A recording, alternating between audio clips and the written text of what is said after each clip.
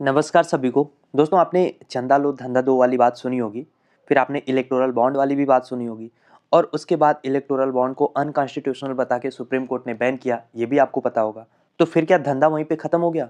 तो इसका जवाब है नहीं, धंधा अभी भी चल रहा है। तो उसी धंधे की कहानी पे आज हम बात करेंगे हम पॉलिटिशियन और कॉर्पोरेट वर्ल्ड के बीच में जो साठगांठ होती है ना, एक के पास ना इंटीग्रिटी होती है, दूसरे के पास ना ट्रांसपेरेंसी होती है और इसकी वजह से ना आम जनता के पास कोई जवाब होता है। तो कहानी क्या है, आइए पहले इसको आसान भाषा में समझते हैं। देखिए, प्रधानमंत्री मोदी की अध्यक्षता वाले यूनियन कैबिनेट ने भारत में सेमीकंडक्टर मिशन लगाने के लिए 3 यूनिट को मंजूरी दी और ये मंजूरी दी गई 29 फरवरी 2024 को। यहाँ पे डेट बहुत इंपॉर्टेंट है, हम बात कर रहे हैं फरवरी 2024 की। अब टेक फ्यूचर के मामले में तो ये बहुत बड़ा कदम था कि भारत में तीन तीन बड़े बड़े सेमीकंडक्टर की यूनिट्स लगेंगी और इनमें से 2 यूनिट दी गई भारत के सबसे बड़े या यूं कह लें कि सबसे सम्मानित बिजनेस हाउसेस को, यानी कि टाटा ग्रुप को। टाटा इलेक्ट्रॉनिक प्राइवेट लिमिटेड और Tata assembly and test private limited को चिप की मैन्युफैक्चरिंग और टेस्टिंग के लिए मंजूरी मिल गई।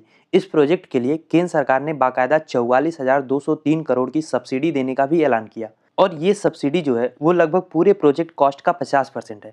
अब ये 44,000 करोड़ की जो सब्सिडी सरकार दे रही है, इसका खर्च ये कहाँ से वहन करती? तो जाहिर सी बात है, हमारे आपके जो टैक्स के पैसे हैं उसी से तो सरकार सब्सिडी दे रही है। तो यहाँ तक कहानी ठीक है, इसमें कोई दिक्कत नहीं है कि सेमीकंडक्टर की यूनिट्स को प्रोत्साहन देने के लिए सरकार सब्सिडी दे रही है, देनी भी चाहिए। लेकिन प्रॉब्लम इसके आगे शुरू होती है कि इसके ठीक 4 हफ्ते बाद यानी अप्रैल 2024 में, जब लोकसभा इलेक्शन का माहौल अपने चरम पे था, तभी टाटा ग्रुप ने भारतीय जनता पार्टी को 758 करोड़ रुपए डोनेट किए। अब इतना बड़ा अमाउंट लोकसभा चुनाव से ठीक पहले एक पार्टी को एक बिजनेस हाउसेस दान दे रहा है, चंदा दे रहा है, तो सवाल ये है कि ये बस एक रैंडम डोनेशन थी या आप इसका अमाउंट देखिए, टाइमिंग देखिए। 44,000 करोड़ का सरकार आपको सब्सिडी दे रही है, 2 मैन्युफैक्चरिंग यूनिट दे रही है, उसके 4 हफ्ते के अंदर आप उनकी पार्टी को 758 करोड़ का चंदा दे रहे हो। तो क्या ये डोनेशन उस सब्सिडी का प्राइस टैग था? और ये कोई सिंगल इंसिडेंट नहीं है, इस सरकार में ये एक तरीके से पैटर्न हो चुका है जो देश के सामने आया है, चाहे वो इलेक्टोरल बॉन्ड के थ्रू हो या इस तरीके का आप मामला सिंगल आउट करके भी देख सकते हैं। क्विड प्रो को का जो ये सिद्धांत है, इसमें दो संस्थाएं एक दूसरे से फेवर लेती हैं और उसको रिटर्न करती हैं। इस मामले में गवर्नमेंट का फेवर ये था कि हम आपको सब्सिडी दे रहे हैं, रिटर्न ये था कि वो कंपनी आपको पलट के पॉलिटिकल डोनेशन दे रही है। अब यहाँ पे आप ये समझो, जो सब्सिडी दिया जा रहा है वो सरकार दे रही है, सरकार मतलब टैक्स पेयर का पैसा जा रहा है, लेकिन जो पलट के फेवर मिल रहा है, पलट के डोनेशन मिल रहा है, वो पॉलिटिकल पार्टी के अकाउंट में जा रहा है, देश की तिजोरी में नहीं आ रहा है। देखिए, हमें यहाँ पे एक चीज समझना होगा, सब्सिडी देना गलत नहीं है। सेमीकंडक्टर मिशन देश के लिए बहुत जरूरी है। चिप्स की आपूर्ति के लिए हम ताइवान पे, साउथ कोरिया पे, चाइना पे बहुत ज्यादा डिपेंड करते हैं और जब भी जियोपॉलिटिकल टेंशन बढ़ता है तो भारत में भी वल्नरेबिलिटी बढ़ जाती है कि अगर सेमीकंडक्टर की सप्लाई रुक गई तो फिर मोबाइल से लेकर कंप्यूटर तक जितनी भी इलेक्ट्रॉनिक डिवाइसेस हैं, सबकी मैन्युफैक्चरिंग रुक सकती है, उस पर निगेटिव इम्पैक्ट पड़ सकता है। तो सरकार की सब्सिडी देने की जो पॉलिसी है वो इस निर्भरता को खत्म करने के उद्देश्य से है और भारत को ग्लोबल सप्लाई चेन का एक मजबूत हिस्सा, एक मजबूत प्लेयर बनाने की एक कोशिश है। ये जरूरी भी है, लेकिन इसमें सरकार की नीयत भी साफ होनी चाहिए, क्योंकि पॉलिसी की सैंक्टिटी उसी टाइम भंग हो जाती है जब टैक्स पेयर के पैसे से दी जा रही इंसेंटिव या सब्सिडी किसी पार्टी के इलेक्शन फंड में बदल जाती है। और जैसा कि मैंने कहा, ये अकेला इंसिडेंट नहीं है।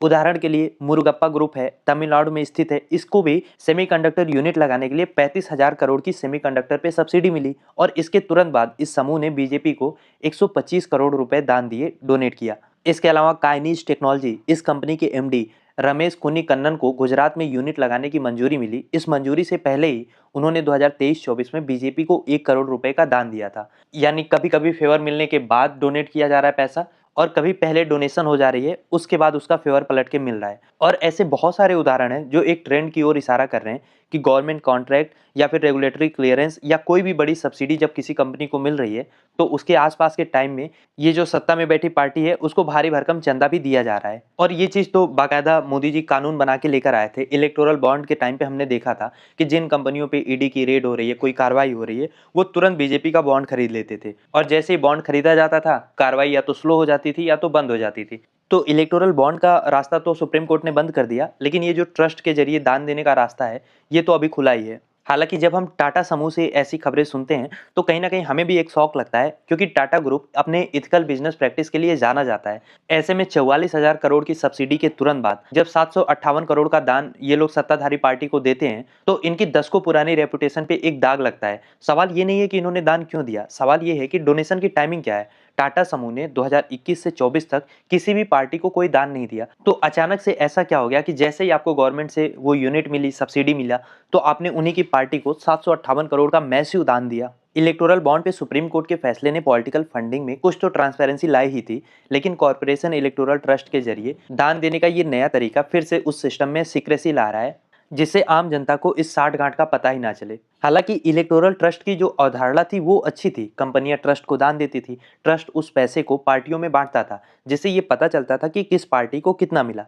लेकिन अब ये ट्रस्ट एक माध्यम बन गया है जिसके जरिए सब्सिडी का पैसा घूम के पार्टी के खजाने में पहुंचता है। टाटा प्रोग्रेसिव इलेक्टोरल ट्रस्ट के आंकड़ों से पता चला कि बीजेपी को मिला 758 करोड़, कांग्रेस को मिले 77 करोड़ से लगभग 10 गुना ज्यादा है।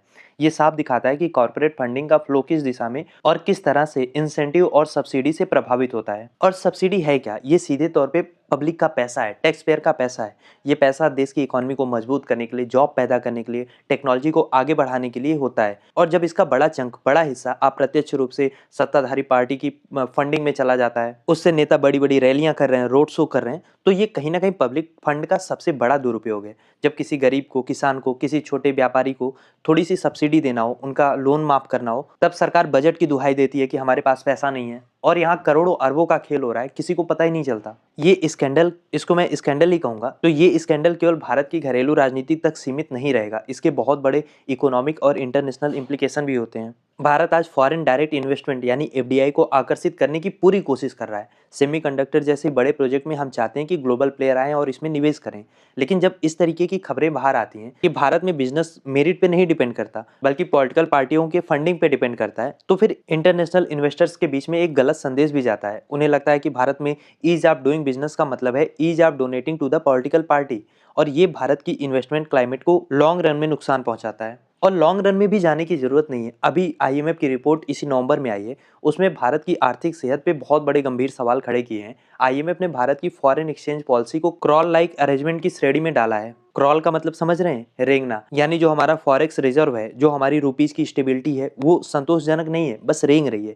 रुपीज लगातार कमजोर हो रहा है, सबको पता है। यूएस डॉलर की कीमत के मुकाबले हम 89 रुपए के स्तर से ऊपर जा रहे हैं। और इतना ही नहीं, आईएमएफ ने भारत की जो नेशनल अकाउंटिंग डेटा है उसको भी सी ग्रेड दिया है, यानी जो हमारे यहाँ पे डेटा रिलीज किया जाता है, जो डेटा क्वालिटी है और जो उसमें ट्रांसपेरेंसी है, वो भी बहुत सख्त के घेरे में है। सी ग्रेड का मतलब आप समझ ही रहे हैं। तो जहां हम एक तरफ जो बड़े बड़े प्लेयर्स हैं उनको करोड़ों की सब्सिडी दे रहे हैं देश की अर्थव्यवस्था को मजबूत करने के नाम पे, दूसरी तरफ देश की मुद्रा कमजोर हो रही है और इंटरनेशनल एजेंसियों को जो हम आर्थिक आंकड़ा दे रहे हैं उस पर भी भरोसा नहीं है।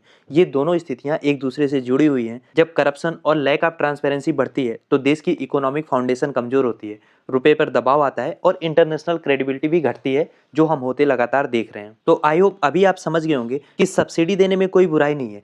ग्लोबल चिप में हमें आगे निकलना बहुत जरूरी है। टेक सेल्फ रिलायंस होना हमारी इकोनॉमी के लिए बहुत जरूरी है। ये एक जियोपॉलिटिकल टूल भी है। यूएस हो, ईयू हो, चाइना हो, सभी अपनी चिप मैन्युफैक्चरिंग के लिए बिलियंस की सब्सिडी देते हैं। भारत भी यही कर रहा है। लेकिन मुश्किलात वहां पे आ रहे हैं कि गवर्नमेंट फंड से पैसा सब्सिडी के नाम पे निकाला जा रहा है, उसका ठीक ठाक चंक जो है वो पॉलिटिकल फंडिंग में डाल दिया जा रहा है। अब ये जो 758 करोड़ है, ये हमारे नेशनल सिक्योरिटी या टेक्नोलॉजिकल एडवांसमेंट के काम नहीं आएगा। ये सत्ताधारी पार्टी की रैलियों में करोड़ों की जो एडवर्टाइजमेंट देते हैं उसमें यूज किया जाएगा। और ये जो सब्सिडी के बदले डोनेशन का पैटर्न है ना, क्रोनिक कैपिटलिज्म का एक शाइनिंग एग्जांपल है, जहां ये पता चलता है कि आपकी मेरिट क्या है, आप जेन्युइन इनोवेशन है आपके पीछे, इससे फर्क नहीं पड़ता। आप सत्ता के करीब हैं, उनको डोनेट कर सकते हैं, तो ही सरकार आपकी हेल्प करेगी, आपको सब्सिडी देगी। खैर, इलेक्टोरल बॉन्ड पे तो प्रतिबंध लग गया है, लेकिन इलेक्टोरल ट्रस्ट के माध्यम से ये नेक्सस अभी भी आगे चल रहा है और देखते हैं ये कब तक चलता है, कैसे इसका कोई निवारण निकलता है। तो आप क्या सोचते हैं इस मामले में? कैसे इस चंदा दो धंधा लो वाले प्रैक्टिस को रोका जा सकता है? लिखिए अपनी राय कमेंट बॉक्स में।